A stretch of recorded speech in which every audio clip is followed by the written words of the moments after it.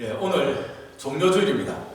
예수님께서 우리 죄를 대속하시기 위해서 예루살렘 성전에 어린 나귀를 타고 들어가신 그 날을 기념하는 주일입니다. 주님께서 예루살렘 성에 들어가실 때 이스라엘 백성들이 나와서 종려가지를 잘라가지고 길가에 깔고 혹은 자신들의 겉옷을 깔며 주님을 맞이했더랍니다. 그래서 종려주일이라고 부르게 된 것 같습니다. 그런데 이 절기의 의미는 이름 때문에 마치 사람들이 훨씬 더 중심이 되는 것 같은데, 그들이 종려가지를 들었든지 무슨 가지를 들었든지 사실 그게 중요한 것이 아니고요, 주님께서 예루살렘으로 우리 죄를 대신 지고 십자가에 돌아가시기 위해서 들어가셨다는 그 사실이 훨씬 더 중요합니다. 절기의 주인공은 주님이십니다. 우리 같이 한번 상상을 해볼까요? 주님께서 지금 어린 나귀를 타시고 예루살렘 성전으로 들어가십니다. 제자들이 그 앞뒤로 아마 호위하면서 갔을 겁니다. 사람들이 막 나와가지고 나뭇가지를 잘라가지고 나와서 누구는 깔고 길바닥에 깔기도 하고요, 심지어 겉옷도 깔아대죠. 그리고 어떤 사람은 아마 흔들었을지 모르겠습니다. 주님의 이름도 불렀을 것이고요, 호산나 호산나, 지금 다윗의 자손이여 지금 우리를 구원하소서. 마치 그 유명한 연예인이 왔을 때 사람들이 막 몰려든 것처럼 예루살렘 이 성전은요, 예루살렘 이 도시는 당시 주님이 오심으로 말미암아서 정말 활기차고 행복하고 막 소란스럽고 흥분되고 아마 그런 분위기였을 겁니다. 그들은 분명히 그들의 외침대로 주님께서 메시아이신 주님께서 그들을 구원해 주기를 바라고 있었습니다. 그런데요, 그 구원의 방법이 다릅니다. 그들은 주님이 지금 자신들을 압제하는 로마 정부로부터 주님이 그들을 구원해 주시기를 기대하고 있었습니다. 그런데 하나님의 방법은요, 예수님께서 나를 따르라고 칼차고 나가서 로마의 총독의 관절을 부수고 다이너마이트를 터뜨리는 것이 아니라 십자가에 못 박혀 돌아가시는 것이 하나님의 방법이었습니다. 주님의 목숨으로 우리의 죄값을 하나도 남김없이 다 치르는 것이 하나님의 구원 계획이었습니다. 만약에 우리가 이 하나님의 구원 계획과 이스라엘 백성들의 그 마음, 그 의도, 주님을 맞이하는 그들의 중심을 우리가 같이 놓고 이 모습을 상상을 해본다면요, 정말 부조화스러운 아이러니한 장면 아닙니까? 동상이몽이라는 말이 있지요. 같은 침상에서 잠을 자는데 다른 꿈을 꾼 것처럼 같은 현장에 있는 사람들끼리 같은 상황에서 같은 형태로 표출이 되고 있음에도 불구하고 전혀 다른 생각들을, 다른 목적들을 추구하고 있는 것입니다. 생각해보면요, 예수님의 사역은 끊임없이 우리의 생각들, 우리의 사고방식들을 하나님의 방법, 하나님의 사고방식, 하나님의 계획으로 전환시키는 훈련을 하는 과정이었다고 우리가 볼 수도 있을 것 같습니다. 오늘 우리가 살펴볼 요한복음 6장도 마찬가지입니다. 사람의 마음들과 사람의 기대치와 사람의 목적과 하나님의 마음, 하나님의 방법이 얼마나 다른지를 가장 분명하게 보여주는 성경 본문 가운데 하나가 이 요한복음 6장일 것입니다. 여러분들 잘 아시는 것처럼 요한복음 6장에는 굉장히 긴 70절 넘죠. 이 절수 71절까지 될 텐데, 이 긴 장에 크게 4가지 주제로 사건들이 기록이 되어 있습니다. 제일 먼저 나타나는 것은 예수님께서 보리떡 5개와 작은 물고기 2마리를 가지고 5,000명쯤 되는 사람들을 먹이신, 흔히 말하는 오병이어의 기적이 기록이 되어 있고요. 그 다음에 제자들이 풍랑을 만나서 갈릴리 호수에서 고생했을 때 주님께서 물 위를 걸어서 오셔서 그들을 보호하셨던 장면이 기록이 되어 있고요. 예수님께서 자신을 찾아온 사람들에게 자신이 그들을 사람을 영생하게 하는 생명의 떡이심을, 하나님으로부터 보내심을 받은 메시아이심을 설명하는 장면이 기록되어 있고요. 그리고 마지막으로는 주님의 그 말씀을 듣고 제자들이 떠나갔던 그 사건이 기록이 되어 있습니다. 이 4가지 주제를 가지고 우리가 설교를 할 수 있고 묵상을 해서 교훈을 받을 수도 있습니다만은 이 요한복음 6장을 저는 오늘요 전체 한 주제를 가지고 우리가 해석을 해보려고 합니다. 시작점은 오병이어입니다. 오병이의 사건을 통하여 사람을 살리는 분, 예수는 과연 누구이신가가 요한복음 6장이 우리에게 던져주는 그 질문이고 보여주는 해답이라고 저는 생각을 합니다. 본문을 한번 살펴봅시다. 24절에 기록된 것처럼 지금 예수님은 가버나움에 계십니다. 지도를 한번 볼까요?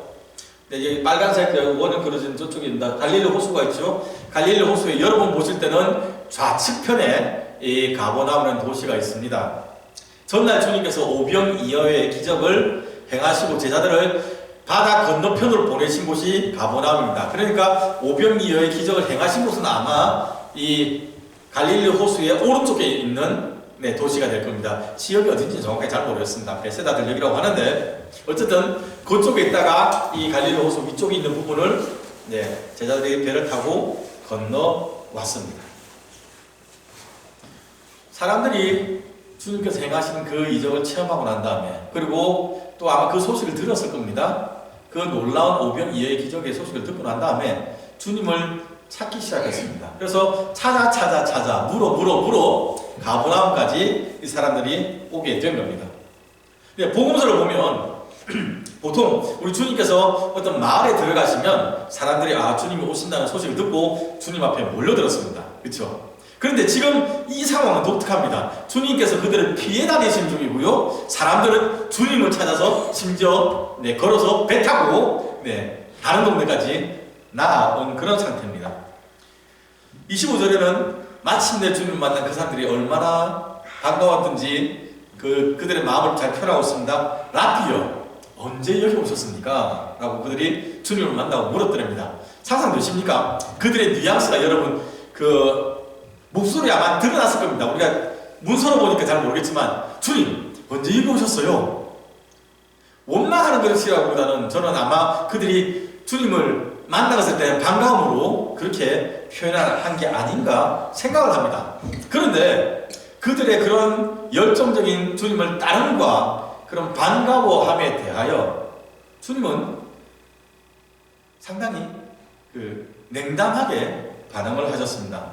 26절 말씀은요, 너희가 나를 찾는 것은 표적을 본 까닭이 아니요 떡을 먹고 배부른 까닭이라 라고 말씀하셨습니다. 주님께서 지금 그들이 주님을 찾아온 이유가 자신의 먹고 사는 문제를 해결해달라고 마치 해결사를 찾는 것처럼 주님을 찾아온 것이라고 주님께서 평가절하하신 것입니다. 15절 말씀 보면요, 예수님께서 오병이어의 사건을 행한 다음에 사람들이 예수님을 그 오실 선지자라고 서로 이야기하며 주님을 자신들의 임금으로 삼으려고 했더랍니다. 주님께서 그들이 예수님을 그들의 임금으로 삼으려고 하는 것을 억지로 임금 삼으려는 것을 보시고 그들을 피해 나오신 겁니다. 그래서 제자들을 바다 건너편 가버나움으로 빨리 보내시고 주님도 그 밤에 갈릴리 호수, 폭풍 치는 갈릴리 호수를 건너 오셨던 겁니다. 이게 어렵습니다. 사람들은요, 예수님을 그들이 지금까지 기다려온 바로 그 선지자라고 인정을 했습니다. 이 선지자는요, 신명기 18장에 예언된 모세 다음에 너희를 인도할 또 다른 선지자를 보내시겠다고 약속된 하나님의 그 사역자입니다. 역사적으로 볼 때는 그 역할을 감당했던 많은 사역자들이 있지만 궁극적으로 이 선지자는 그들을 구원할 그들의 인도자 메시아 예수님 가리킵니다. 그러니까 지금 이 사람들이 예수님께서 행하신 오병이어의 이적을 보고 난 다음에 주님을 우리가 기다려온 그 메시아라고 인정을 했다는 얘기입니다. 그리고 그들을 주님을 그들의 임금으로 삼으려고 한 것입니다. 그런데 문제는 그 사람들이 기대하는 메시아의 메시아의 역할이 메시아로 이 땅에 오신 주님께서 행하실 역할과 다르다는 데 있는 겁니다. 용어가 신앙적입니다. 당신이 우리가 기다려왔던 바로 그 메시아입니다. 방법도 좋습니다. 당신이 우리의 왕이 되어주소서. 우리가 당신에게 순종하겠나이다. 그런데 실제는 용어도 좋고 방법도 좋은데 실제로는 당신이 우리의 왕이니까 우리의 먹고 사는 문제를 책임져 주세요. 우리 앞에 있는 우리의 적들을 물리쳐 주세요. 마치 알라딘에 나온 램프에 있는 그런 진리를 부리는 것처럼 주님을 그들의 필요에 따라서 컨트롤하겠다는 겁니다. 근데 표현은 당신은 메시아, 당신은 선지자, 당신은 우리의 왕.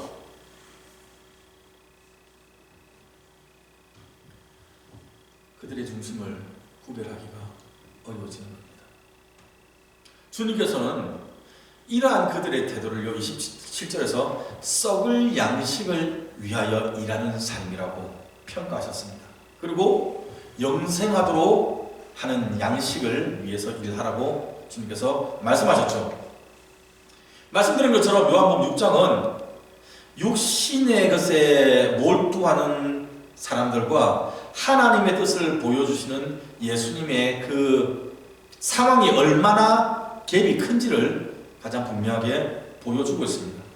사람들은 주님의 그 말씀을 이해하지 못했습니다. 썩을 양식을 위해서 일하는 삶, 그리고 영생하는 것을 위하여 헌신하는 삶, 그것이 무엇을 의미하는지 그들은 알지 못했습니다. 주님께 따지는 겁니다. 우리가 언제 하나님의 일을 하지 않았습니까? 대체 하나님의 일이 뭡니까? 유대인으로 그들은 하나님의 율법을 지켜왔고 하나님의 언약 백성으로 자부심을 갖고 살았기 때문에 그들 스스로가 하나님의 일을 안 했다는 생각은 전혀 하지 않았던 겁니다. 그러니 주님에게 무엇이 하나님의 일입니까? 라고 물어보죠. 주님께서 말씀하셨습니다. 하나님께서 보내신 사람을 믿는 것이 하나님의 일이다. 주님께서 대답하신 거잖아요. 그러니까 사람들이 뭐라고 합니까? 그러면 당신은 당신이 하나님으로부터 왔다고 자꾸 주장을 하는데 우리가 당신이 하나님으로부터 온 사람이라는 것을, 그래서 우리가 당신을 믿어야 될 이유가 무엇입니까? 그것을 믿게 할 수 있는 표징이 있습니까? 그것이 무엇입니까? 이 말 여러분 생각해보세요. 이 말은 지금 그 사람들이 예수님을 하나님으로부터 온 선지라고 인정하지 않는다는 얘기잖아요. 그런데 14절에서는 바로 이 사람이 우리가 기다렸던 그 메시아다라고 말했잖아요. 그러니까 말은 그렇게 한데 실제로 중심에서는 예수님을 하나님의 아들로, 그들의 메시아로 인정하지 않고 있는 겁니다. 근데 말만 메시아, 당신 우리의 왕, 우리 도와주세요 라고 이야기를 하고 있는 겁니다. 그 다음에 이 사람들이 주님을 하나님의 사람으로 인정할 수 있는 표적을 보았는데 그 표적이 뭡니까? 떡입니다. 결국은 뺑글뺑글 돌아서 결국은 포장했던 거 싹 다 껍데기 싹 다 벗겨놓고 딱 나오는 알맹이 뭡니까? 먹고 사는 문제 해결해 달라는 얘기입니다. 우리 먹을 문제, 우리 앞에 있는 문제, 요 문제 해결해 주시면 당신이 하나님의 사람이라는 것을 우리가 믿겠습니다. 사고방식이나 가치관에 있어서 하나님의 방법과 자신이 이스라엘 백성들의 지금 상황들이 얼마나 차이가 큰지 여러분 상상되죠? 느낌 오죠? 네. 주님께서 그 사람들에게 차근차근 설명을 해줍니다. 모세가 너희에게 만나를 내린 것이 아니고 모세가 하나님의 말씀을 따라서 하나님께 기도해서 하나님께서 너희에게 만나를 내려주셨다. 너희 조상들이 먹고 산 거는 모세 훌륭한 지도자를 만나서가 아니라 하나님의 은혜로 살아났던 것이다. 만나의 의미는 조상 잘 만나서 우리가 광야에서 40년 동안 무인도시겠다가 아니라 하나님께서 너희 조상들을 굽어 살피셔서 40년간 먹이시고 입히시고 보호하신 것이다. 그리고 지금 허물과 죄로 죽은 너희를 살리기 위해서 하나님께서 나를 보내셔서 내가 이 땅에 와서 너희를 구원할 것이다. 내가 하나님으로부터 온 생명의 떡, 참된 양식, 영생하도록 하는 생명의 떡이다 라고 주님께서 말씀을 하신 겁니다. 내 살을 먹고 내 피를 마시지 아니하는 자는 영생이 없다. 내 살을 먹고 내 피를 마시는 자만이 영생할 것이다 라고 주님께서 말씀을 하셨습니다. 이 말씀은 우리가 하나님의 은혜로만, 하나님의 말씀으로만, 예수를 구주로 고백함으로만 살아갈 수밖에 없는 존재라는 우리의 실존을 주님께서 가장 정확하게 직접적으로 보여주신 겁니다. 맞아요. 사실 먹고 사는 건 중요합니다. 우리 모두 먹고 살아야 됩니다.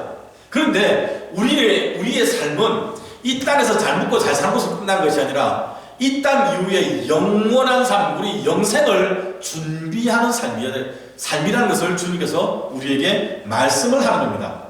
이거 이해하기 어려울 수 있습니다. 그러니까 심지어 주님을 따라다녔던 주님의 제자들 가운데서도 오호호호 이 말씀은 되게 어려운데 나 못 믿겠어 하고 떠나갔습니다. 이해는 돼요. 갑자기 주님께서 나는 하나님의 아들이라고 말씀하셨는데 이 사람들 예수님을 알고 있었거든요. 예수님의 부모도 알고 있었거든요. 예수님이 어떻게 살아오셨는지 보아왔다는 얘기입니다. 물론 주님께서 특별한 능력이 있는 것도 알고 있습니다.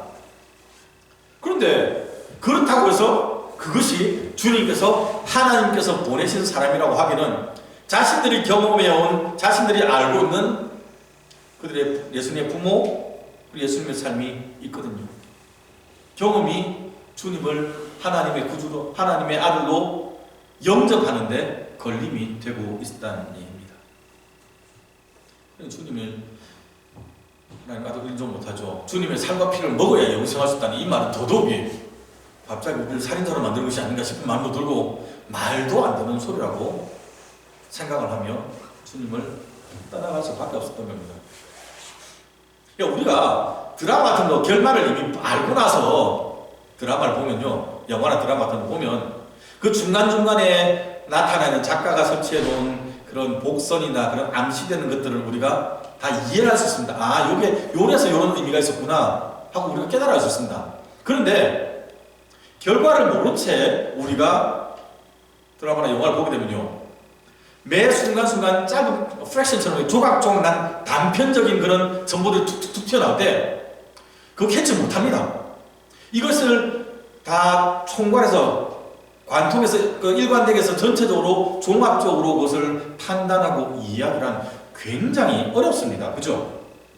그러다 보니까 순간순간에 그 드라마나 그 씬에 나오는 그 장면들을 보면서 이게 무슨 의미야? 때로는 흥분도 하고 긴장도 하고 두려워하기도 하고 가슴 졸여하기도 하는 겁니다. 그렇지 않습니까?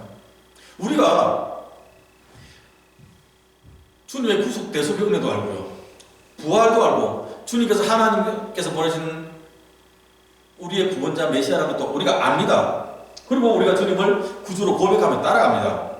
그러니까 우리가 지금은 우리의 시각으로 지금 신약성경과 구약성경을 보면 훨씬 쉽습니다. 그렇지만 당시 사람들로서는 매 순간 보여지는 그런 조각조각 같은 그런 은혜와 그런 하나님의 뜻을 가지고 하나님의 일하심과 하나님의 섭리를 전체적으로 이해하기는 굉장히 어려웠을 겁니다. 이해가 안 되니까 순종을 하는 것은 더더욱 힘들고 불가능한 일에 가까웠을 것입니다.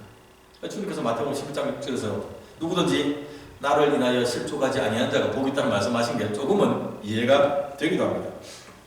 성경을 읽으면서 이 이스라엘 백성은 참 미련하다라고 말할 것이 아니라 우리가 오늘 살아가는 우리가 얼마나 하나님께 큰 복을 받았는지를 기억하고 감사할 수 있었으면 좋겠습니다. 우리도 살아가면서 삶의 현장에서 고난과 어려움이 오면 지금처럼 힘든 시기, 교회가 욕먹는 시기, 예수쟁이가 된 것이 불편한 시기에 왜 하나님께서 우리에게 이런 상황으로 몰아가시는지, 이런 상황을 허락하셨는지를 깨달아 알고 믿음에 서 있는 것은 생각보다 어려운 일이 될 수도 있습니다. 주님을 떠나가는 사람들, 심지어 제자들도 주님을 떠나갔었죠. 그들을 바라보시면서 주님께서 12제자들에게 물으셨습니다. 너희도 가려느냐? 여러분, 이 질문을 주님께서 하실 때 주님의 마음은 어땠을까요? 한글 성경보다는 아마 영어 성경이 그 원문에 훨씬 더 맞게 번역이 잘 되어 있습니다. 한글은 너희도 가려느냐 그렇게 되어 있고요. 영어 성경 보시면요, do not want to live to, do you? 이렇게 하고 있죠. You do not want to live to.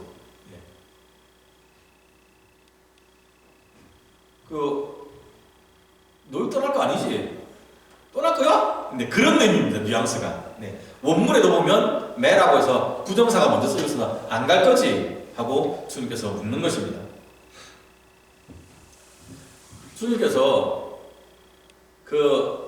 60절 앞부분에 자신이 생명의 떡이라면서 설명하실 때 그 내용이 굉장히 사실 무겁고 힘들었습니다. 그래서 사람들이 이해를 못하고 떠나갔지만 최소한 주님께서 이 12제자들을 향해서는 야 너희는 그래도 몇 년간 나를 따라다녔고 내가 행한 이적을 보았고 나의 가르침을 봤잖아. 너희 정도는 내가 한 이 정도 설명을 알아듣지 않니? 하고 주님께서 기대를 하고 계신 겁니다. 그러니까 너희는 안 떠날 거지? 하고 물으신 겁니다. 그 앞에 제자들이 있잖아요. 보리떡 그 오병이어도 체험했고요. 그 다음에 풍랑을 잔잔하게 하시는 주님도 봤잖아요. 많은 영적인 체험이 있었습니다. 주님의 가르침을 받아왔다니까요. 그 정도 배웠고 그 정도 알았으면 이 정도는 해야 되는 거 아니야? 하고 주님께서 기대를 하고 계신 겁니다. 그렇죠?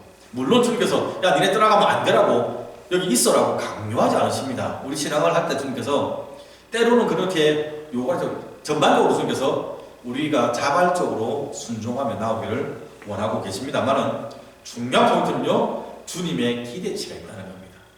너희는 갈 것 아니지. 손 목사, 넌 내 곁에 있을 거지. 김 집사, 너 신앙 지킬 거지.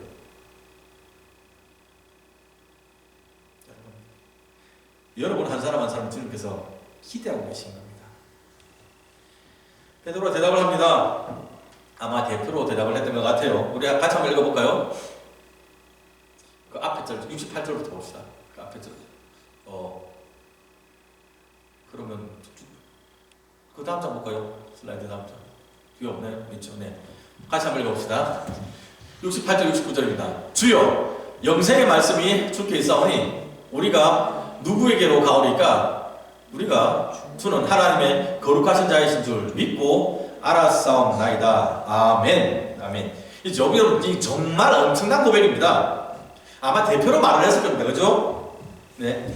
주여, 영생의 말씀이 주님께 있으니까 우리가 누구한테 갈 수 있습니까? 우리 주님 안 떠납니다. 주님 걱정하지 마세요. 우리 주님 옆에 붙어 있을게요. 우리가 주님은 하나님의 거룩하신 분인 줄 우리가 쓴다. 이 거룩이라는 단어는요, 항상 하나님과 연관해서 쓰는 단어입니다. 그러니까 주님을 베드로가 지금 당신은 하나님의 선지자, 하나님이십니다라고 고백을 하는 겁니다. 지금 엄청난 고백이죠. 물론 우리가 나중에 베드로나 다른 제자들의 행동들을 본다면 지금 이 고백을 할 때 베드로나 다른 제자들이 주님이 영생을 주신 분이시라는 것과 주님이 하나님께서 보내신 메시아라는 사실을 완전하게 이해를 했다고 보기는 조금 무리가 있습니다. 그죠? 그러나 최소한 자신들에게 말씀하신 주님이 그 말씀이 설령 이해는 안 된다 할지라도 주님의 말씀이 맞다는 신뢰는 갖고 있는 것 같아요. 지금 우리의 수준은 요 발약밖에 안 돼서 이걸 이해를 못하는 이런 낮은 단계지만 하나님께서 반드시 우리를 하나님이 지금 주님께서 말씀하신 그 위치까지 올려가실 것이라는 하나님이 역사하심에 대한 기대는 있었다고 우리가 볼 수 있을 것 같습니다. 물론 유다 같은 사람은 나중에 주님을 배반했죠. 주님은 그가 동일한 믿음을 갖고 있다는 걸 이미 알고 계셨고 심지어 그건 마귀라고까지 직접적으로 말씀을 하시기도 했습니다. 이거 우리 잘 알아야 돼요. 마귀는 그렇습니다. 믿음의 공동체 안에서 있을 수 있습니다. 자기 정체 숨깁니다. 입국 다뭅니다. 영적인 분위기가 있을 때 드러내지 않습니다. 그냥 가만히 있습니다. 그러나 그러니까 마치 그 예루살렘 성전 들어갈 때 이스라엘에서도 호산나 했던 것처럼 같이 환호하고 같이 즐기고 같이 찬양하고 다 하지만 자기 마음 중심은 변하지 않습니다. 사탄은 너도 변하지 않고 하나님의 마음을 품지 않은 사람들도 똑같습니다. 여전히 자신의 생각을 쥐고 있습니다. 그리고 결정적인 순간에 주님을 배신하고 그리고 궁극적으로 목적은 주님을 자신의 목적을 위해서 사용하려고 하는 사람들입니다. 자, 여러분, 그럼 이제 제가 오늘 이 귀한 종료주일, 이 은혜의 절기에 저와 여러분 함께 이 본문을 놓고 같이 좀 고민을 했으면 좋겠습니다. 여러분은 왜 주님을 따르고 있습니까? 여러분 혹시나 썩을 양식을 위해서만 일을 하고 있지는 않습니까? 예수 믿은 지 오래됐는데 5년, 10년, 20년 심지어 모태신앙 아니면 몇 대를 이어서 예수 믿어 왔는데 여러분의 생각이나 여러분의 마음이 하나님의 일, 하나님의 영적인 역사심에 대해서 얼만큼 민감하게 집중하고 있고 그것을 추구하고 있습니까? 하나님의 뜻이 여러분 가운데 드러날 때 그것이 이해가 되지 않을 때 여러분 잠잠히 기다려 왔습니까? 주님 이 뜻을 깨달아 알게 하옵소서 기도하며 믿음 가운데 다시금 더 깊이 나아가고 계십니까?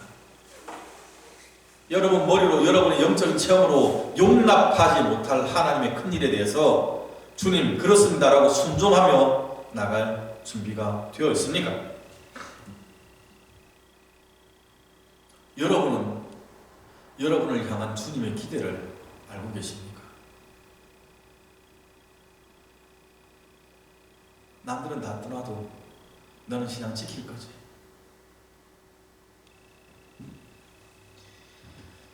결과를 알지 못한 채 지금 겪는 우리의 어려움들, 고난의 상황 가운데서 마치 풍랑 있는 바다를 걸어와서 제자를 구원하셨던 것처럼 주님께서 우리 삶 가운데 인터빈 찾아오셔가지고 개입하셔서 우리를 구원하실 주님의 역사하심을 큰 일을 확신하며 기대하고 계십니까? 크고 화려한 마차가 아니라 어린 나귀를 타고 예루살렘에 묵묵히 들어가셨던 주님, 자신을 억지로 임금 삼으려던 사람을 피해가시고 호산나 부르는 그들보다 그들의 중심보다 그들을 살리기 위해서 십자가에 집중하셨던 주님의 마음을 여러분은 이해를 하며 살아가십니까?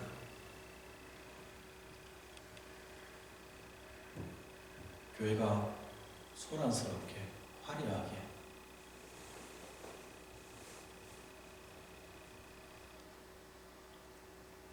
사역을 하는 것이 아니라 영혼을 바라보며 살리기 위해서 영적인 일에 전념할 수 있기를 바랍니다. 저의 삶이, 여러분의 삶이, 우리 교회와 이 땅에 세워진 교회들이 이 사명을 감당해 나갈 수 있기를 축원합니다. 기도합시다. 우리 사랑하신 주님 감사합니다.